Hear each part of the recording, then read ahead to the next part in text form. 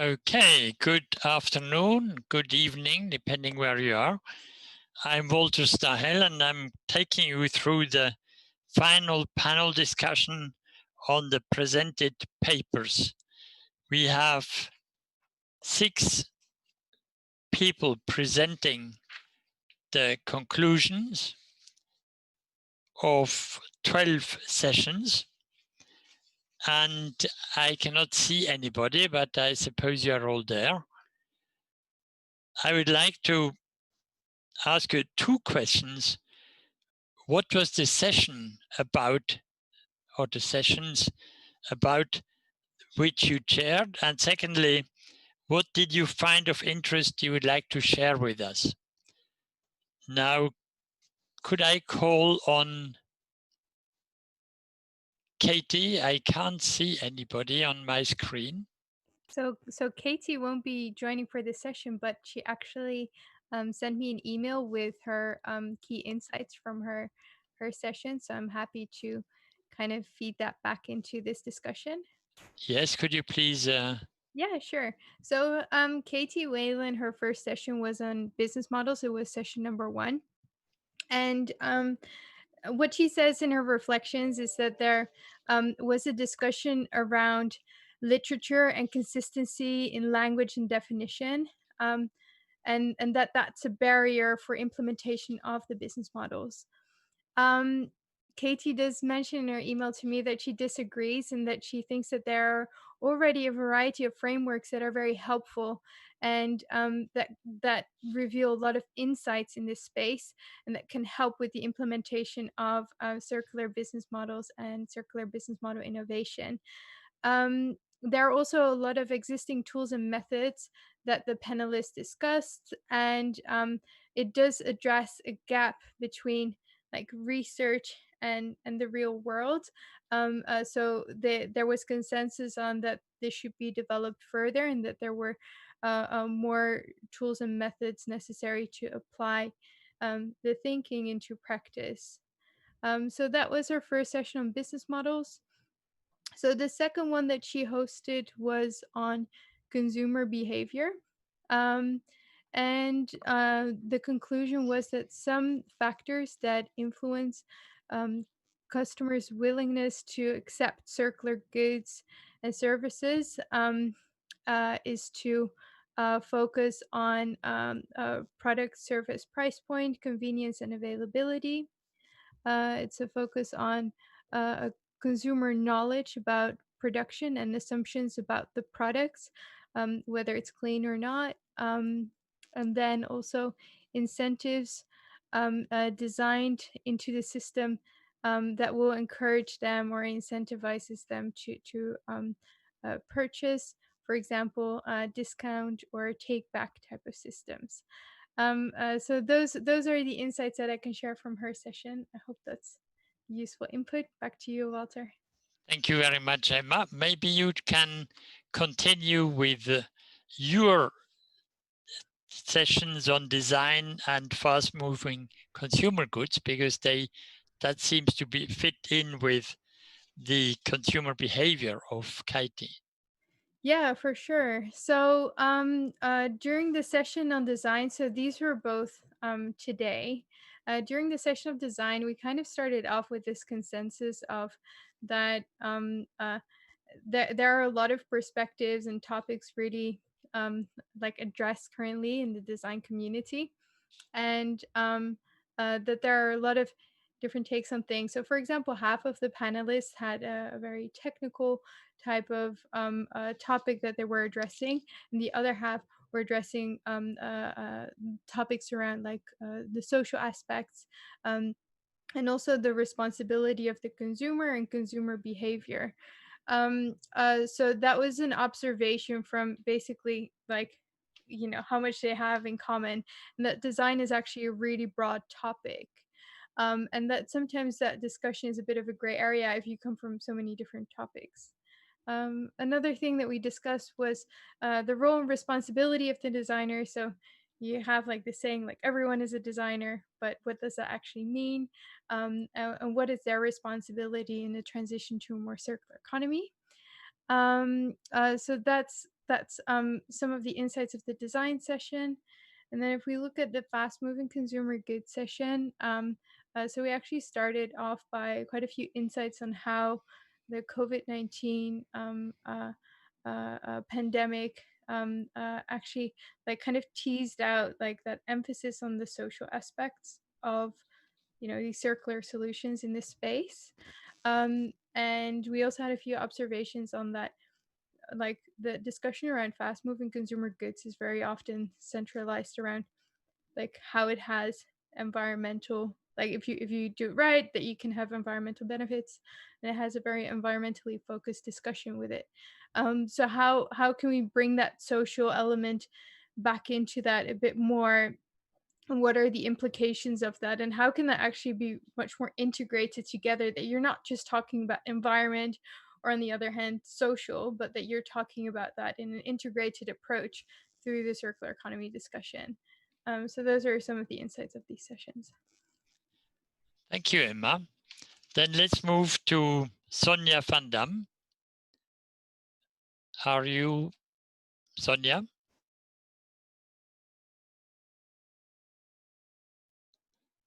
Sonja is not in the meeting, so it's only Emilia and Mariana and Ken as well. Okay, then let's move to Emilia. She chaired session 3 on systemic perspectives, something we have just heard from Anders Wijkman, and session 10 on products, components, and materials. Right, yes, thank you, Walter. I'm going to try to give a short intro to the discussions that we had, because it was, of course, quite a lot. I was happy to have this session on the systems perspectives, because it seems, you know, it's a theme that runs through the conference, and it's a very important one, of course. In there, we had some, we discussed theories of change. We discussed frameworks for guiding innovation processes on a systemic level. We discussed challenges and barriers, on a systemic level. And I think one of the key things that we were discussing was, how do you manage this kind of transitions and innovation processes without trying to control them? And I think that's part of this whole systems perspective, right? To kind of let the system unfold dynamically, while somehow still getting it somehow where we want it to go. So I think this is kind of for me an interesting insight to try to, how do we make all these theory actionable? How do we find these intervention points? Creating these enabling conditions. So it all sounds great, but how do we actually do it? So I think that was the kind of discussions that we had, and it was very, very nice and insightful.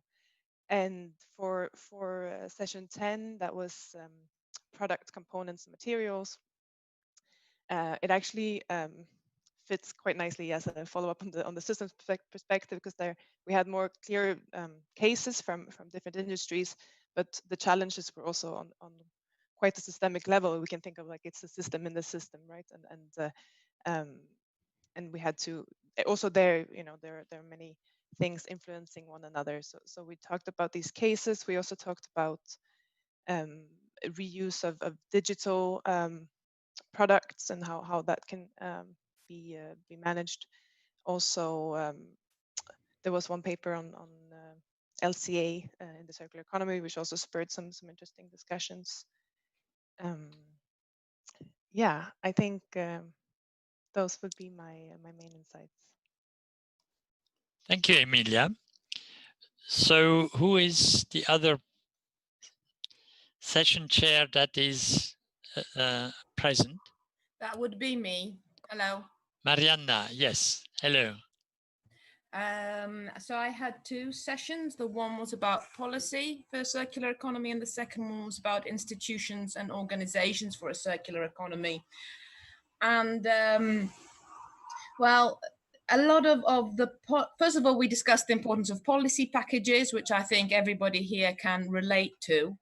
And then we also discussed a little bit about how policies are centered on specific sectors, such as building materials or water, or or consumer goods or white goods, whereas there's also another level to them, which is perhaps cities, and how that adds a different, how do you deal with the different policies for cities, and how do that relate to sectors, and where the complexity lies, and how those two relate to each other. So we had some discussions about that. Another one was very much about synergy between policies and then counterproductiveness, and how to actually get into consideration during policy making, which is really important because policies interact with each other. And to do that, not only within a specific sector, but across sectors. We had a discussion which people were not all on the same, had different opinions on, about whether we are moving towards more command and control. Because the papers that had done actual research looking at what sort of policy interventions and mixes we need, there was quite a bit on suggestions about command and control. I'm not going to go into details, but also there was this thing that you need to build up through informational policies, through voluntary policies. You need to build up a context where you can make more progressive policies, because right now the best policies that you could make, you can't actually make them because there won't be the acceptance there. So we are very much focusing on second suboptimal policies. Of course, the role of public procurement was brought up. And then we had a very, very interesting discussion about indicators and how that there isn't enough evaluation of the existing policies, and there aren't appropriate indicators to do that. And then there was a paper which was very much being critical about a specific indicator, in-depth study showing the problems with water productivity. So I think I've covered, and just one last point in that, the importance of design and the eco-design directive, and coming back and designing appropriately from the beginning, and how a lot of policies still focus on waste. But then I can relate back to what the previous keynote was speaking about, that we miss out on the policies which will actually extend the lifetime of the original product, so reuse policies, and how we need to see more happening there, and that together with the eco-design. The second group, the second session, which I had, was about organizations and institutions. And here the discussion was extremely interesting. It was about the individual, and then the institutional context, and then the organization. So it was very much about how to achieve change management, how to use change management within the organization, how that needs to align with what is happening on the institutional context, and really very much the role of the individual to push change. It's there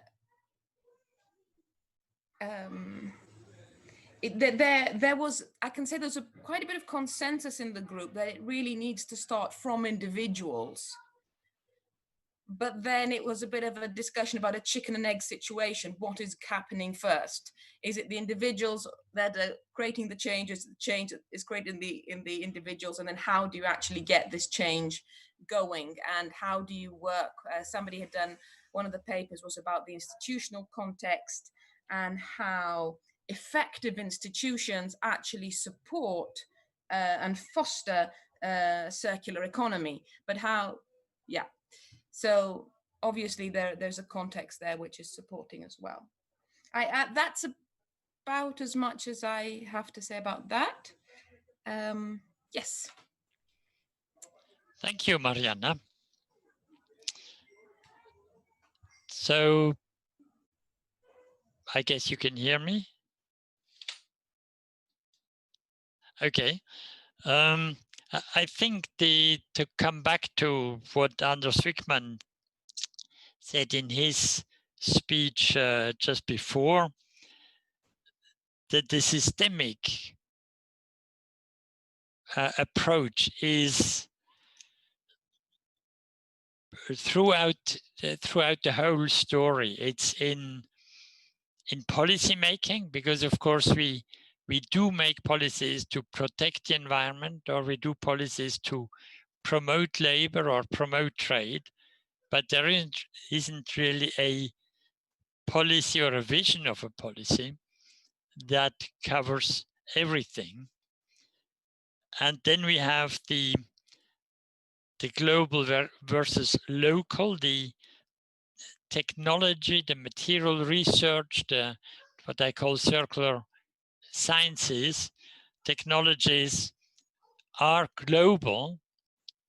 It's a global competition, whereas the product life extension is governed by the owner users of the product, of the object, of the buildings, and so therefore it is local and bottom up.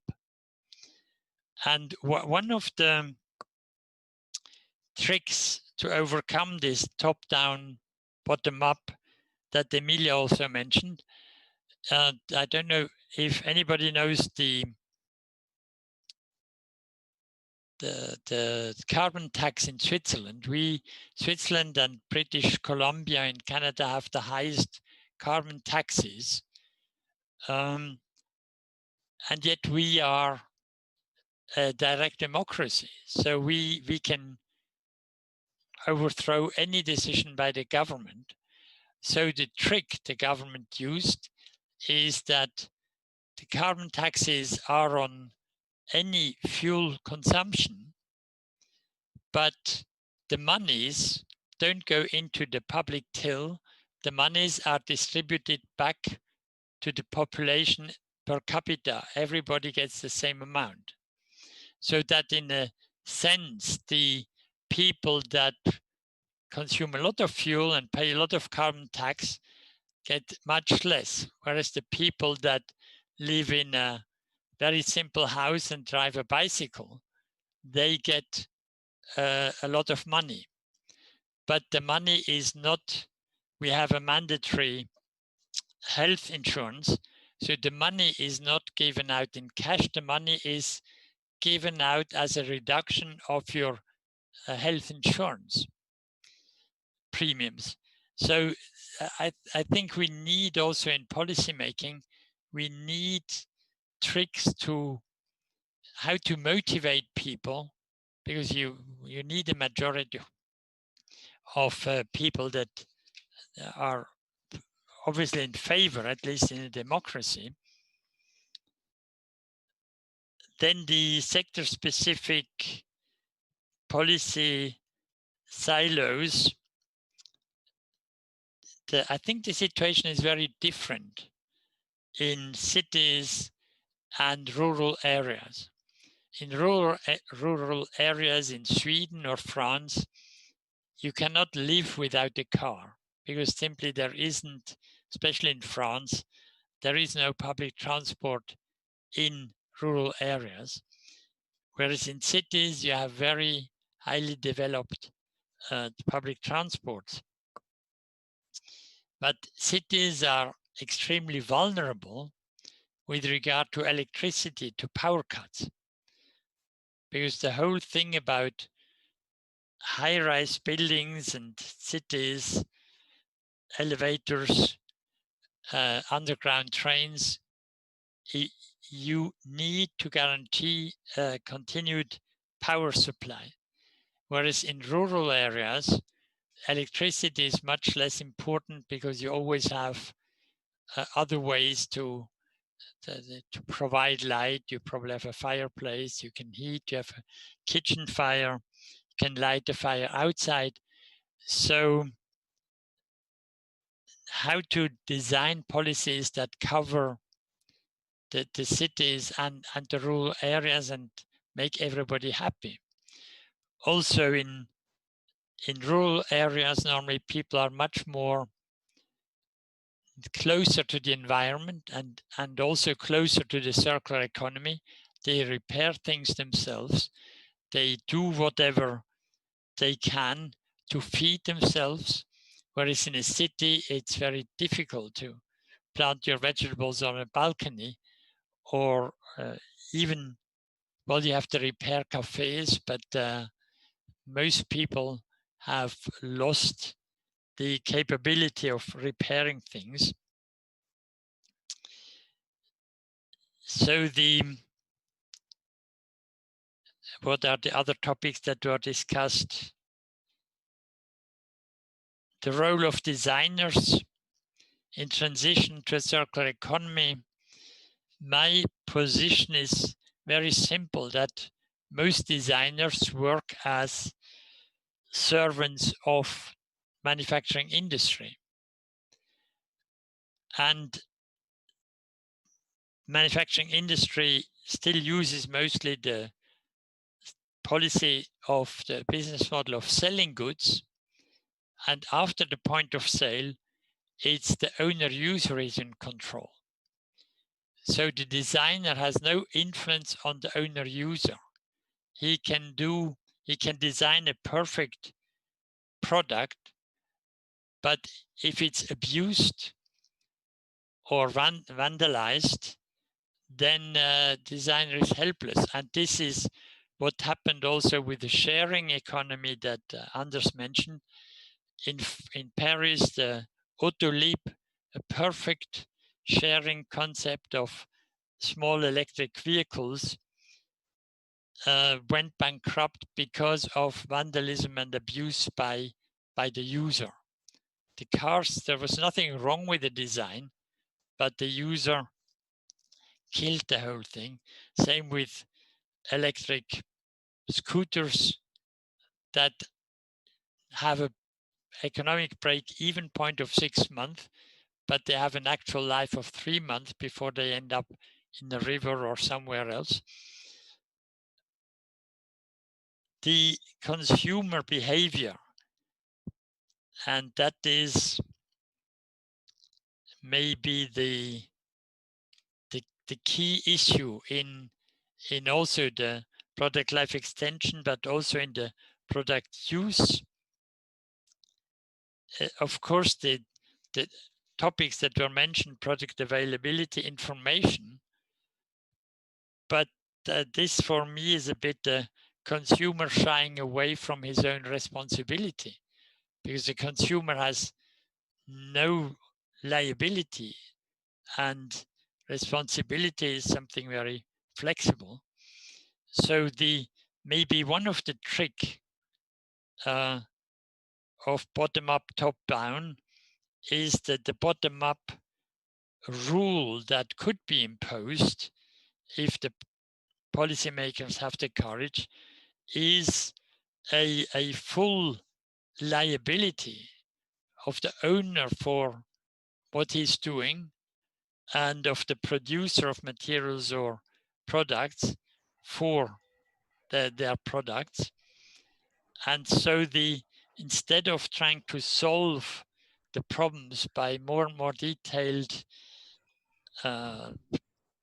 policies or legislation, try to move the responsibility, the liability, back to the people who are in control. Walter? Yes, Hi. Ken? Yeah, excellent. And I really get that, but I was wondering what the people on menti.com might be asking. Yes, I don't see that, I'm afraid. Don't you? Well, you have the link. Perhaps. I should have switched it on before, but yeah. So I will take that link, and you carry on with your reflections, and I'll pick up some questions. Okay. I have a question. Who should have the liability? You're saying, so the company should have the liability, or who should be responsible? Well, the liability for the manufactured products should be with the manufacturer. So he designs the thing, he chooses the materials, and if he knows the products will come back to him, then he will either put value into the product, so that somebody else can recycle or reuse it, or he will make sure it comes back. And this already works for companies that are selling products as a service, because then they retain the ownership. Yes. So, but I'm just thinking that if the companies have total ownership of the material, they'll basically become material banks. Yes. And that will make them really almighty in a way, because now, I don't know, it's just a thought that occurs to me. No, because there is another trick called license to mine. The nation states that have the mining industry, they could use the mining industry as a service, but then the molecules and atoms that are refined remain property of the nation state, that then rents these molecules to the manufacturing industry. And then the manufacturing industry has to pay rent until they bring back the molecules, which means they have to make sure they know where their products are. And they can only do that if they rent the products or lease them, whatever. But it would change the whole economy in the sense that everything would be in a cycle, in a loop, and everybody would make money from the rent and have to return whatever products or materials if he no longer needs it, in order not to pay rent, give it back. Ken? Yeah, I picked up a few of these questions for the panel. So could I give you one or two of them? Yes, please. Here's a question. Do you expect the 1 million EV battery charging points to be installed in Europe under the Green Deal funding to be designed for remanufacturing? It's quite a specialist question in a way, but I don't know if anybody on the panel has any thoughts about that. Well, if you read Mr. Timmermans' statement in front of the European Parliament, he specifically mentioned green hydrogen, what I call a circular energy, because then you can use the distribution system you already have with fuel stations. The problem with we are all for electric mobility, but if you use batteries, you will have a huge battery waste problem in a couple of years, because batteries have a life of about 20 years, technical life. And of course, not only the car batteries, but also we already have the smartphone battery problem. So we can't solve the battery problem at the moment, at least, recycling. If we move to hydrogen, then we would avoid the battery problem, and we avoid the recharging stations, because that's a very interesting take on that one. I hadn't seen that one coming, Walter. Another question, I think, if we can make it general to the panel, because it's a very, very broad question. What in the sessions has been brought up to be the major enabler for circular economy, and what's the major challenge? I'm not sure we can land on one thing, but it's a great question in a way. And if you will permit, Walter, we'll bring in the other panelists. Yes, on absolutely. what their opinions are on absolutely. They should answer. Yeah, they should answer that one, because it's a really tough one. I don't want to answer it. So I really think that we need to look at circular economy as not just a silver bullet. Like it's not just an idea, it's like a wider concept. And I think in practice, like for example, like technology might be global and quite universal, but solutions are very local and very specific. So if you say like, the one big enabler, or if you could change one big thing in policy, like there's not just one thing. Like imagine a circular economy and, for example, Latin America versus somewhere like, for example, in Scandinavia. It will work in a different way because it's highly cultural, and it needs to be implemented, within society. So what is the main enabler? Like, I think when we start thinking about it as, how does this actually apply to my local region? And what are the key enablers for, to ensure that this happens on, within the context that you as a person also live. So it's not just a silver bullet, it's something very specific. I don't know how the other panelists feel about that. Mariana? I think I just want to relate to something one of the participants said, and I think he was from Mexico. I'm not 100% sure, but I think so. And he was saying that when they were trying to have a discussion within the local community about some actions that needed to be taken, it only started making sense when the priest came, because he could act as a facilitator between the groups of people. And this was, and because we have a discussion about how much language affects how individuals act and how they behave and how they express what they're talking about. And I just thought that was so interesting that it started working when the priest came, which is, as it says in itself, I'm coming in to say, yes, you're right. There are things which are global and there are things which are very local. And then there can perhaps only be one solution because different areas have also different resources. And some areas will have biogas because they have a surplus of things to make biogas from, and other areas will have a surplus of something else that they can use also. Absolutely. Yeah. They should use local stocks and their resources. But if you look at the economy itself, like the economy is also a reflection of how we see ourselves as human beings. So like currently, like rational economic man is like the reflection of ourselves. I think one of the big enablers is if we start looking at ourselves in a different way. Maybe the COVID pandemic is a massive enabler like that, because it really reveals that we're quite altruistic animals. So it's also the stories that we tell about ourselves and how we view ourselves that need to change, and that then will be reflected in a new and better economy. Yeah, I'd like to just pick up on that myself, because I think you're right, Emma, it's crucial. It's about not just about language, but it's about, yes, the narrative we have about a better future. We need to have a narrative about a better future that people can support.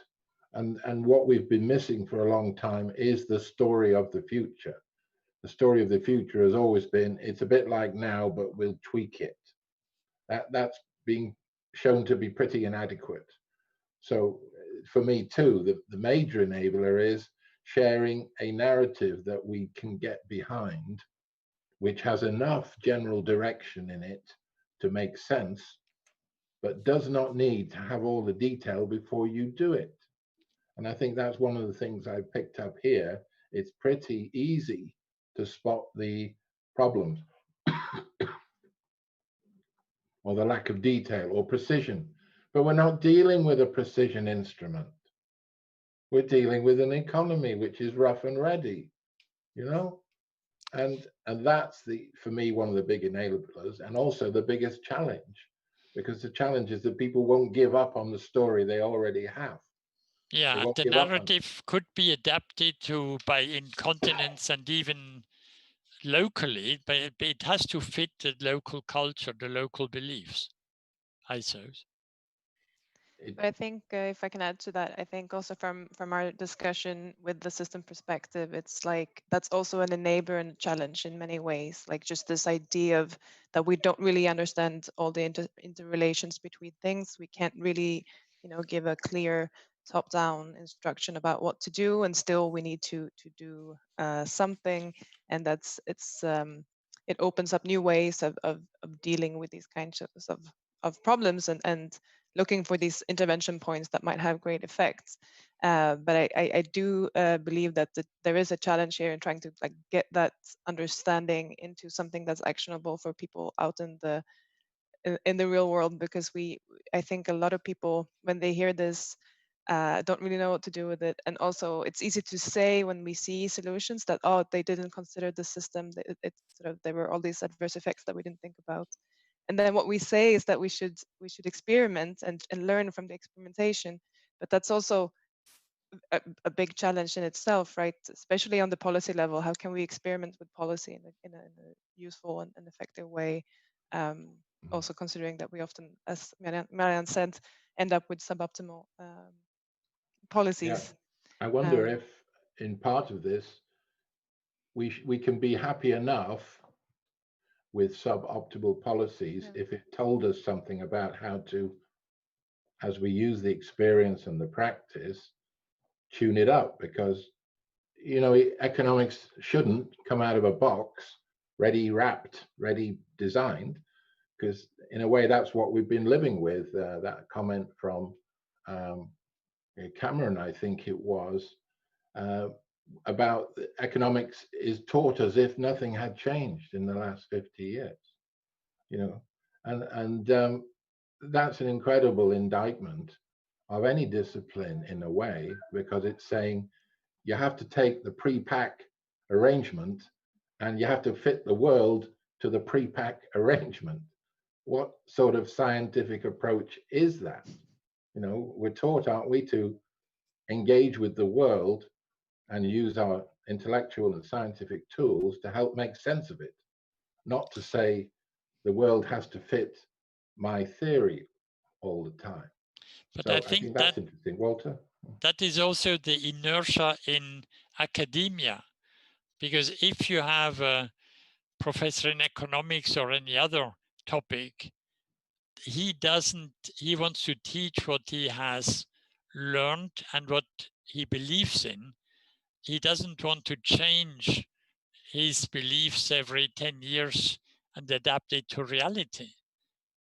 And I think in that sense, in technical academia, the change is much more brutal, because if you don't change, then you're out. But in economics or philosophy, there is an inertia that sometimes is justified in a philosophy, for example. But in economics, economics should reflect the reality, not the other way around. And perhaps does that bring us back to science? Because a number of contributions in the last couple of days have made this emphasis on, we're looking at complex adaptive systems, or maybe we're using metaphors from living systems. You know, it's much more this systems interdependent. You get patterns, you don't get things you can define tightly. And you see a lot of the language in people like McDonough and Braungart. It's about a nutrient economy now. It's about metabolisms. It's about you know, rebuilding capitals, which is one of your top things. The language that we use to describe or to illustrate the thinking is perhaps moving more and more towards the biology/ecology end of things. You know, Braungart always says you have to feed the forest to feed the trees. I often quote that, and I think it's useful because it says we're all better off when we're all better off. And people have seem to have lost that connection with the nested part of systems, as though we could draw a tight boundary of it around it, work on it as if it was a machine, and get a guaranteed result. I mean, that was 19th century mechanistic thinking. You know, this is 21st century, and we have to be working with complex systems. So it is a little frustrating that sometimes one is asked to think in a mechanistic way about something which is clearly using very different frameworks for thinking. I don't know what other people think, Walter.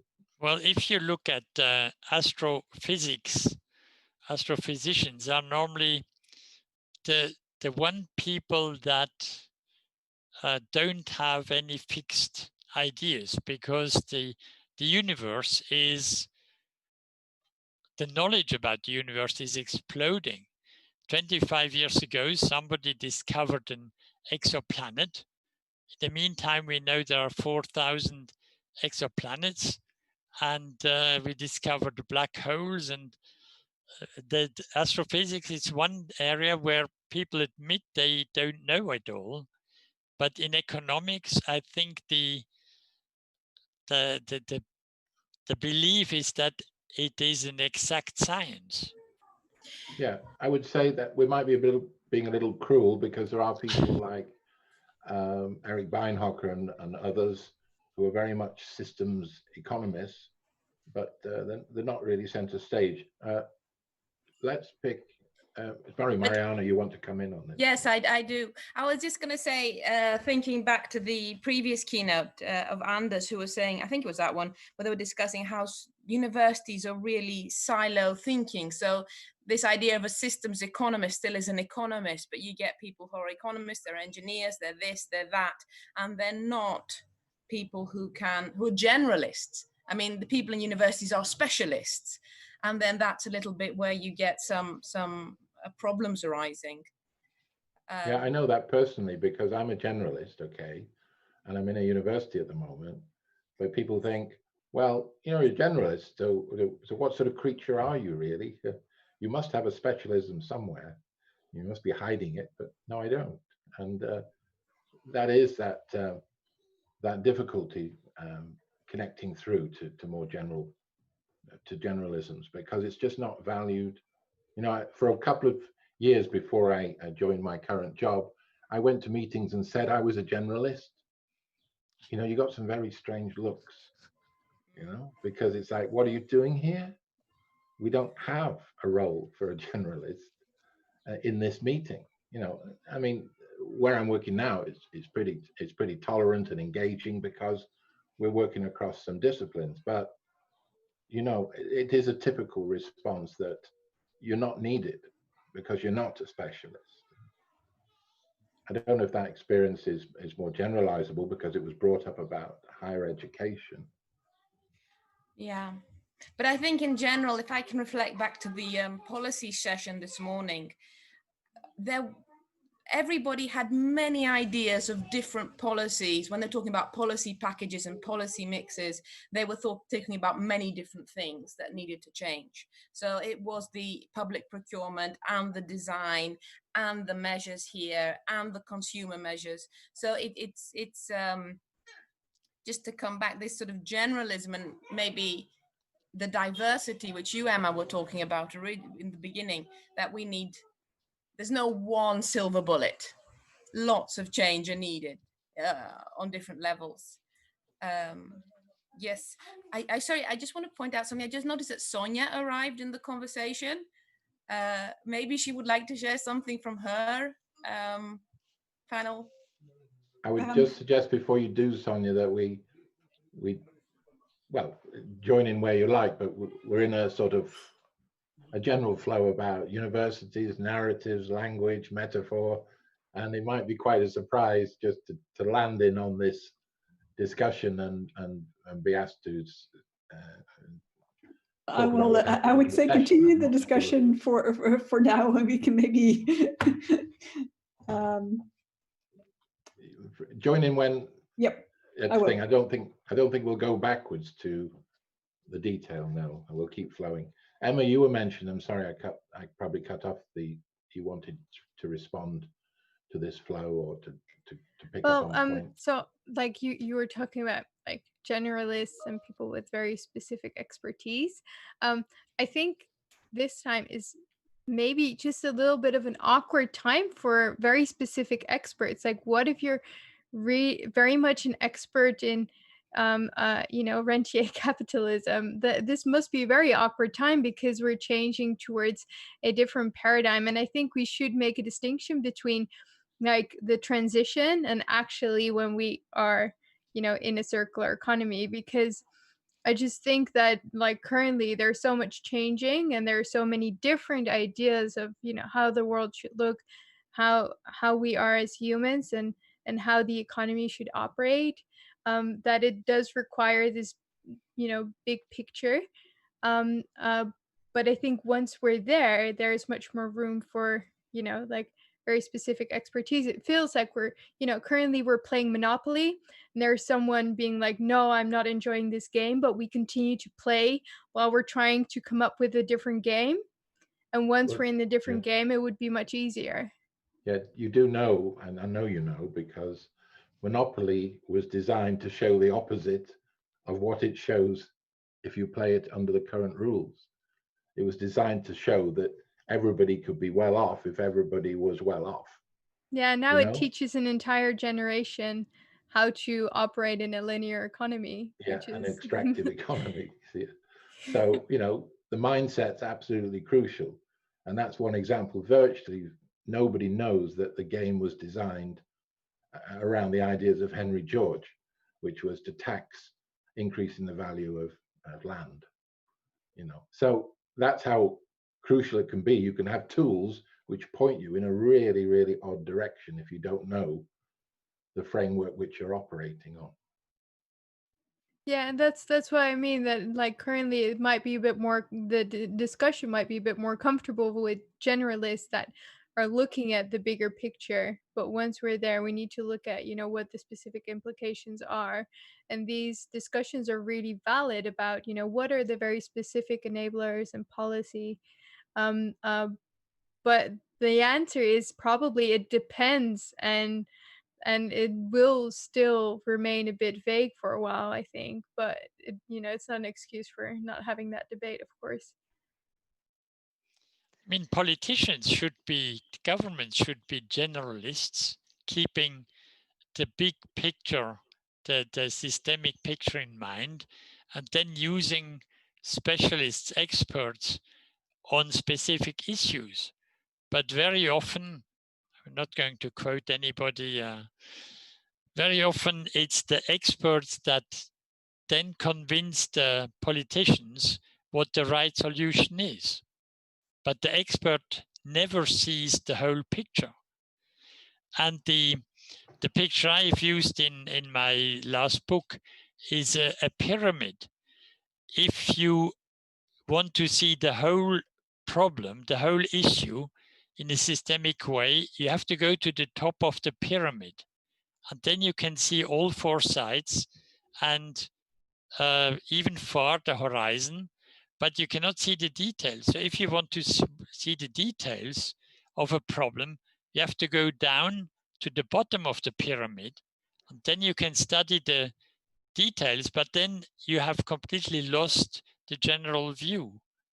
And so we should have this going up and down the pyramid, going back up to see what's happening, and then going down to the bottom to study the specific problems.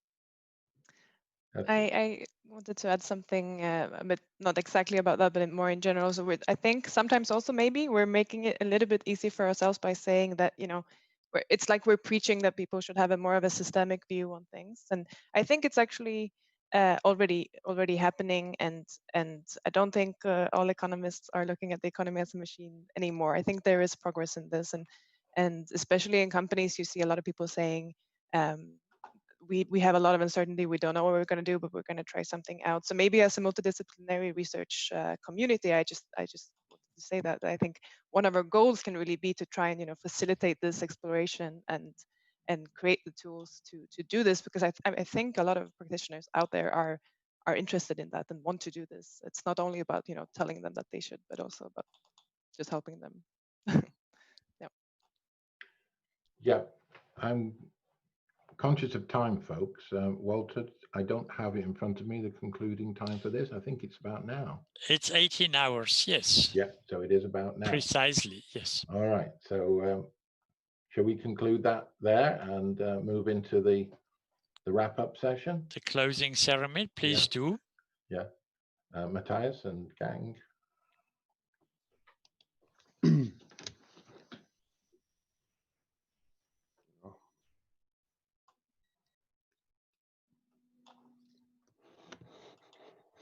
Yes, Ken. Okay.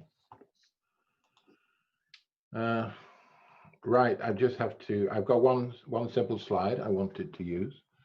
I think that helps, and I'm pretty sure that Conny is joining me on this. Yes, there you are, Conny. Right. Hello. Hi there.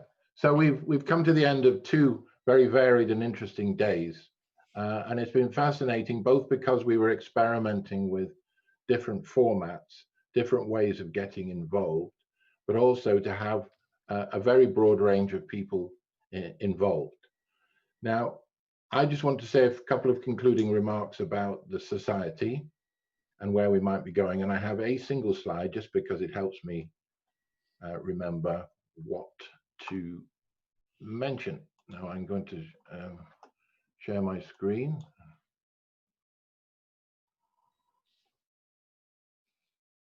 If I can. Yep, just give me that chance. There we go.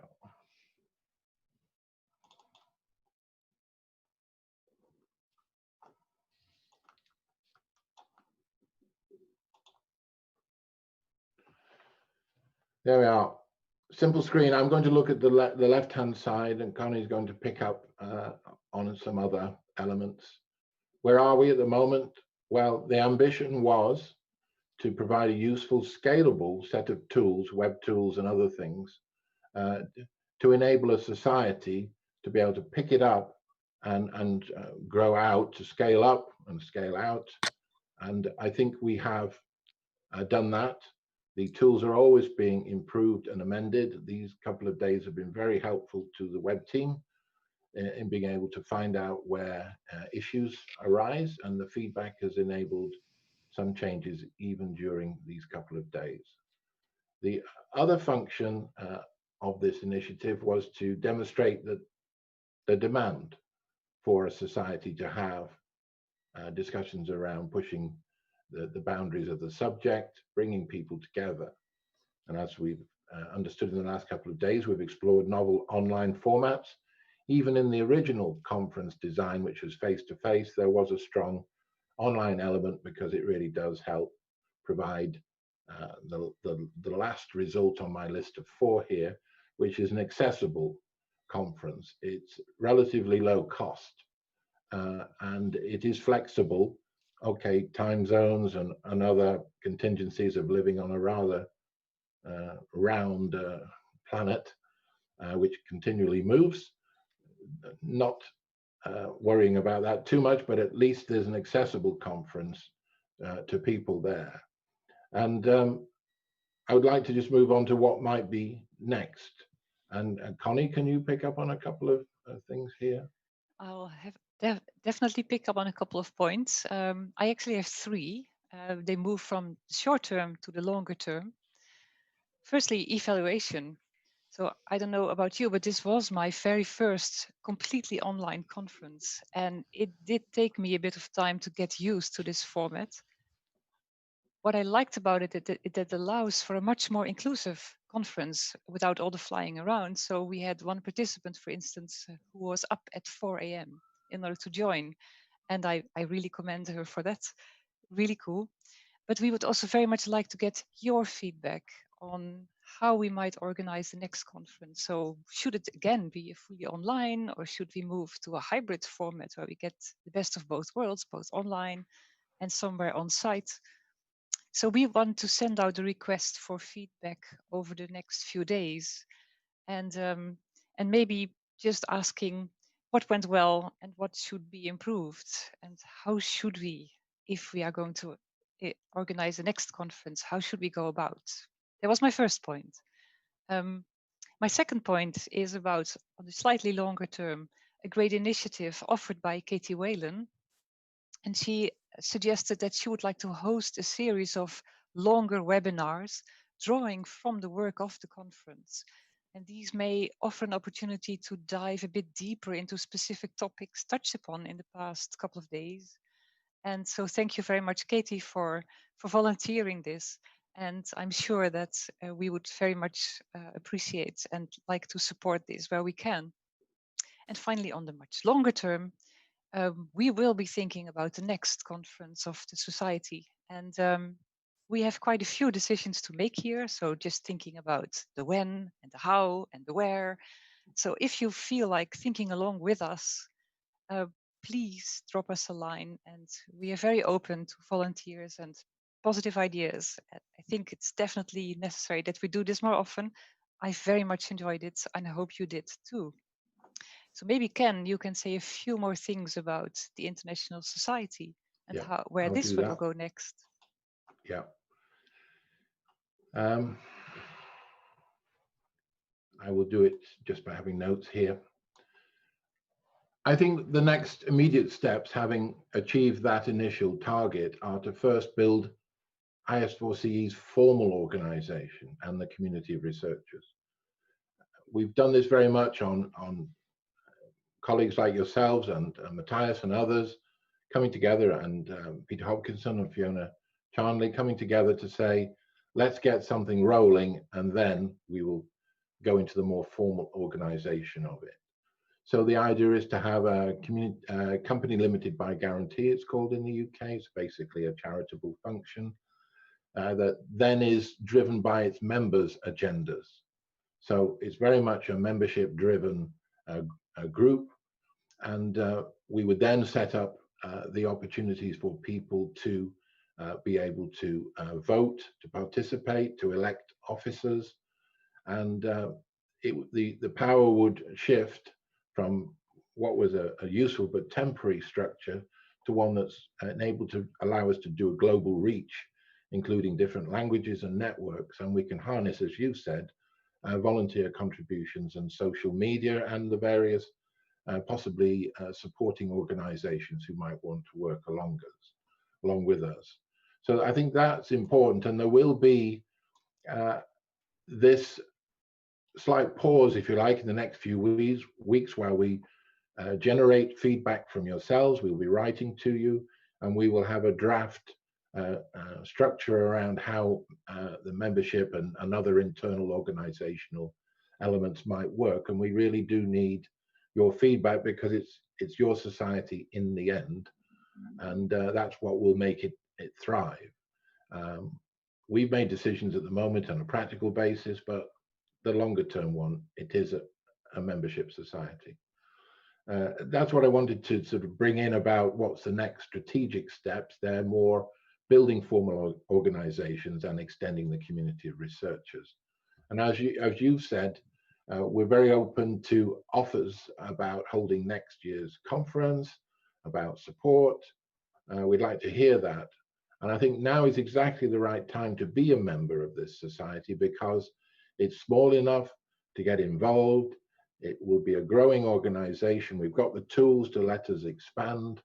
And if you want to be involved in it, importantly, and help develop it, now's the time, rather than saying a year down the line, well, I wish I got involved because it's going in this direction and I wanted my voice heard so that it might go there. You know, now's the time to influence its direction. Is that enough, Conny? I wonder about is that direct? Maybe I should, Mattias, Lindahl here. I would like just to add, in order to get a little bit more structure, because we're really happy to get all your feedback, and I'm really happy to see that many of you participating during a few days. I think we will put together it into a questionnaire, so we summarize all questions. You will get a questionnaire from us within the coming days, and please add in your feedback, because it's very, very useful for us. And I would also like, I mean, this is the first time we are doing this conference, but under very, very strange conditions. So I hope it has worked with YouTube and the Zoom sessions. Would like to get your feedback about that. We have learned a lot of things how to do this, but I would also like to thank my sidekicks here, Per Telias and Therese Appelkis for supporting me here in the back office. And yes, I will hand over to you again, but thanks for participating. Indeed. Can I say thanks from my end? Yeah. Is that okay?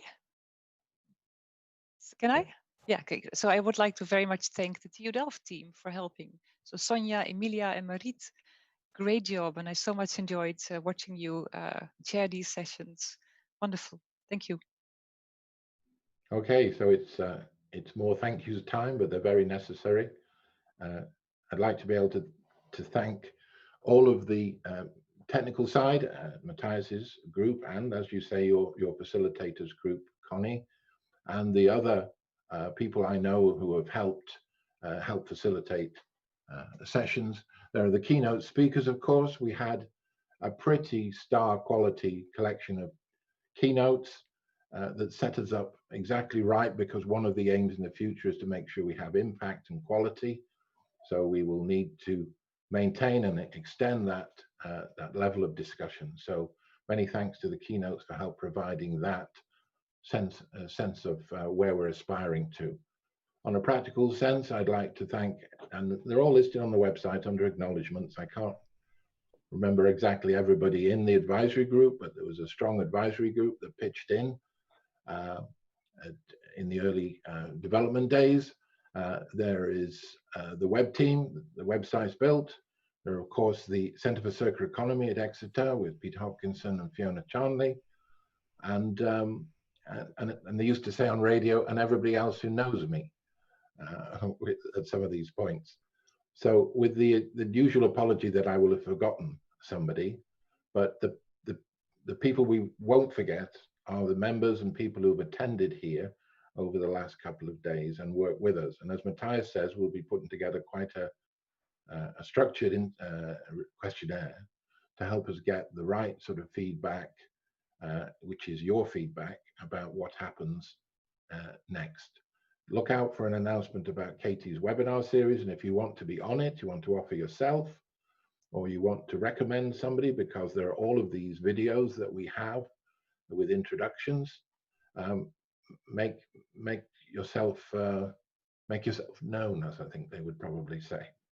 So I think I'm going to get out while the going's good. My particular thanks to Conny, Mattias, Walter, Anders, Martin Stuckty, Tima Bansel, and all the rest, and Materium and Biome on the material side as well.